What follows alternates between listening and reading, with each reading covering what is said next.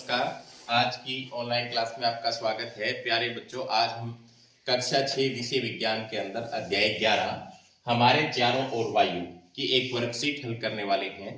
तो जो बच्चे चैनल को देख रहे हैं या जिन बच्चों ने अभी तक चैनल को सब्सक्राइब नहीं किया हुआ है, सब्सक्राइब कर लें, लाइक कर दें और अपने साथियों को शेयर कर दें। तो शुरू करते हैं आज की वर्कशीट। आज की वर्कशीट में आप अपनी स्क्रीन पर देख सकते हैं, यहां पर लिखा हुआ है हमारे चारों ओर वायु। प्रश्न नंबर 1 है, उन खानों में राइट का चिन्ह लगाओ जो वायु के अवयव को दर्शाते हैं। तो प्यारे बच्चों, आपको राइट का चिन्ह लगाना है। सबसे पहले नाइट्रोजन दिया हुआ है, तो आपको पता है नाइट्रोजन जो है वो वायु में कितने प्रतिशत होती है, 78% होती है। तो यहां पर हमें क्या करना है, राइट टिक करना है। इसके बाद में कार्बन डाइऑक्साइड, कार्बन डाइऑक्साइड भी वायु के अंदर होती है, तो इसको भी हमें क्या करना है, राइट टिक करना है। ऑक्सीजन होती है, कितने प्रतिशत होती है, 21% होती है, तो इसको भी हमें राइट टिक करना है। धूल के कण भी होते हैं, तो इसको भी हमें राइट टिक करना है। धुआं भी होता है, तो इसको भी हमें राइट टिक करना है। तो उन खानों में राइट का चिन्ह लगाओ जो वायु के अवयव को दर्शाते हैं। तो प्यारे बच्चों, ये 21%, ये 78%, 99% यानी 99% भाग ये दो गैसें हैं, बाकी कार्बन डाइऑक्साइड, धूल के कण, धुआं और अन्य गैसें जो वो 1% में आते हैं। तो हमने यहाँ पर सभी को राइट टिक किया क्योंकि ये सभी वायु के अंदर उपस्थित होते हैं। इसके बाद में आगे है कॉलम 1 का, कॉलम 2 से आपको सही मिलान करना है। तो सही मिलान करने के लिए आपको देखना है यहाँ पर कॉलम 1 और कॉलम 2। कॉलम 1 में वायु है, वायु कैसी होती है, यहां पर रंगहीन होती है। और वृक्ष जो होते हैं वो प्रकाश संश्लेषण क्रिया द्वारा कौन सी गैस छोड़ते हैं, ऑक्सीजन गैस छोड़ते हैं। और मनुष्य जो होता है वो सांस लेने के प्रक्रिया में कौन सी गैस छोड़ता है, कार्बन डाइऑक्साइड गैस छोड़ता है, वायु के अंदर मिलाता है। तो हमने यहां पर सही मिलान कर दिया है। इसके बाद में आगे नेक्स्ट चलते हैं। नेक्स्ट में है, निम्न में से सत्य और असत्य कथन की पहचान करके उनके सामने सत्य असत्य आपको लिखना है। तो पहला अगर हम पढ़ें यहां पर, तो पहले में है वायु का अपना कोई रंग नहीं होता। क्या होता है, क्या रंग नहीं होता, तो ये बात सत्य है। तो यहां पर क्या लिखेंगे, सत्य। इसके बाद वायु में जलवाष्प उपस्थित होते हैं, तो ये बात भी क्या है, सत्य है। इसका हमने टेस्ट करने के लिए क्या किया था, एक गिलास के अंदर हमने बर्फ डाली, तो बर्फ का बाहरी जो सतह है, जो गिलास की जो बाहरी सतह है वो गीली हो जाती है। तो वो कहां से आती है, जलवाष्प ठंडी होती है, पानी की बूंदें बनती है। हमें सांस लेने के लिए कार्बन डाइऑक्साइड की आवश्यकता होती है। हमें सांस लेने के लिए कार्बन डाइऑक्साइड की आवश्यकता होती है क्या, नहीं। हमें किसकी आवश्यकता होती है, ऑक्सीजन की आवश्यकता होती है। हम सांस लेने के दौरान कार्बन डाइऑक्साइड छोड़ते हैं।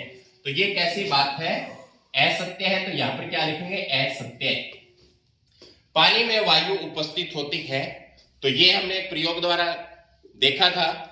पतीले में जब पानी को गर्म करते हैं तो बुलबुले नजर आते हैं, तो इसका मतलब पानी में वायु होती है। तो ये बात भी सत्य है, क्योंकि पानी में वायु घुली होती है, तभी तो उसमें जो मछली वगैरह है, जलीय जीव जंतु सांस लेते हैं। तो ये बात सत्य, एक असत्य था, बाकी सत्य थे। इसके बाद में आगे है, दिया गया चित्र वायु के किस गुण को दर्शाता है।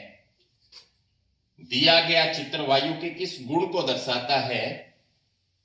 तो यहां पर ये गिलास हम उल्टा करके ऐसे सीधा रखते हैं, तो भरता नहीं, इसको थोड़ा सा ऐसे टेढ़ा कर देते हैं, तो वायु जो होती है बाहर निकलने लग जाती है और गिलास के अंदर पानी भरने लग जाता है। तो इसका मतलब वायु यहां पर स्थान घेरती है। वायु क्या करती है, स्थान घेरती है। इस गिलास में वायु थी तभी पानी अंदर नहीं जा रहा, तो यहां पर लिखेंगे वायु स्थान घेरती है। इसके बाद में सही शब्द चुनकर रिक्त स्थानों की पूर्ति करो। धूल के कणों को श्वसन तंत्र में जाने से रोकने के लिए हमारी नाक में छोटे छोटे बाल तथा क्या उपस्थित होते हैं, एक चिपचिपा पदार्थ होता है, उसे क्या कहते हैं, श्लेष्मा। क्या कहेंगे, श्लेष्मा। तो इसमें क्या आएगा, श्लेष्मा।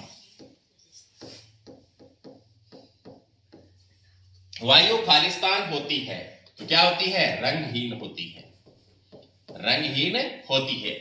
वायु की दिशा ज्ञात करने के लिए खालिस्तान का उपयोग किया जाता है, तो ये वात सूचक क्या आएगा, वात सूचक। इसके बाद में ऑक्सीजन खालिस्तान में सहायक है, तो जलने में सहायक है। मोमबत्ती को जला करके हमने प्रयोग किया था, मोमबत्ती के ऊपर गिलास उल्टा करके रख देते हैं तो मोमबत्ती कुछ देर बाद जो बुझ जाती है, उसका मतलब क्या है, उस गिलास में तब तक ऑक्सीजन उसको मिली, तब तक वो जलती रही, उसके बाद बुझ गई। इसका मतलब जलने में सहायक वायु। हमारे चारों ओर वायु, यहां पर आपको क्या करना है, दिए गए चार्ट में वायु के विभिन्न अवयवों के नाम और उनकी प्रतिशत मात्रा लिखनी है। तो आप सभी को पता है सबसे ज्यादा यहां पर क्या होता है, नाइट्रोजन। क्या लिखेंगे इसमें, नाइट्रोजन लिखेंगे। और प्रतिशत मात्रा आपको यहां पर लिखना पता है, कितना प्रतिशत है, 78, 78%, ये 21%। तो इसमें यहां पर क्या लिखेंगे, ऑक्सीजन। 21% क्या होती है, ऑक्सीजन होती है। इसके बाद में 1% जो बच गया उसमें अन्य गैसें, क्या लिखेंगे, अन्य गैसें, धूल के कण, धूल कण और जल वाष्प यहां पर हम लिखेंगे। 1% में अन्य यहां पर सारे बच गए। इसके बाद में आगे चलते हैं। चित्र में दी गई स्थान में वायु के अवयवों के आपको नाम लिखने हैं। तो यहां पर आपको चित्र को देख करके बताना है, ये प्रकाश संश्लेषण क्रिया जब होती है, प्रकाश संश्लेषण क्रिया जब होती है तो पौधे कौन सी गैस छोड़ते हैं, यहां पर ऑक्सीजन छोड़ते हैं। कौन सी छोड़ते हैं, ऑक्सीजन।